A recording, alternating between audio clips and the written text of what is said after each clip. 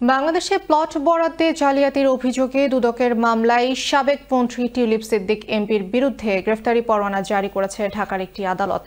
একই সাথে বাংলাদেশের সাবেক প্রধানমন্ত্রী শেখ হাসিনা, তার ছোট বোন শেখ রেহানা ও টিউলিপ সিদ্দিকের ভাই রাদওয়ান মুজিব ববি ও ছোট বোন আজমিনা সিদ্দিক রূপন্তীর বিরুদ্ধেও গ্রেফতারি পরোয়ানা জারি করা হয়েছে।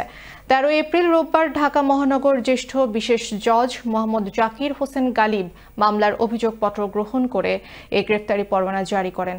গ্রেফতার সংক্রান্ত তামিল প্রতিবেদন দাখিলের জন্য আগামী 27 এপ্রিল দিন ধার্য করেন আদালত।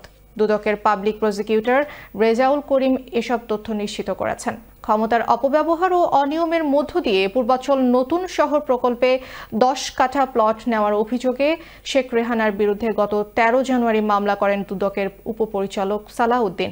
মামলায় টিউলিপ রিজওয়ানা সিদ্দিক ও শেখ হাসিনা সহ 15 জনকে আসামি করা হয়। মামলাটি তদন্ত শেষে গত 10 মার্চ আরও 2 আসামি সহ শেখ রেহানা, শেখ হাসিনা, টিউলিপ রিজওয়ানা সিদ্দিক সহ 17 জনের বিরুদ্ধে আদালতে চার্জশিট দাখিল করেন মামলার তদন্তকারী কর্মকর্তা দুদকের সহকারী পরিচালক আফনান জান্নাত কেয়া। এদিকে বাংলাদেশের গ্রেফতারি পরোয়ানা জারির বিষয়কে রাজনৈতিক উদ্দেশ্য প্রণোদিত আখ্যা দিয়ে সব ধরনের অভিযোগ অস্বীকার করেছেন টিউলিপ সিদ্দিক। তিনি আইনজীবীর মাধ্যমে জানিয়েছেন, গ্রেফতারি পরোয়ানা সম্পর্কে তিনি কিছুই জানেন না এবং তার বিরুদ্ধে যেসব অভিযোগ আনা হয়েছে তা মিথ্যে। বাংলাদেশের কোনো কর্তৃপক্ষ কোনো ধরনের যোগাযোগ করেনি বলেও জানান টিউলিপের আইনজীবী।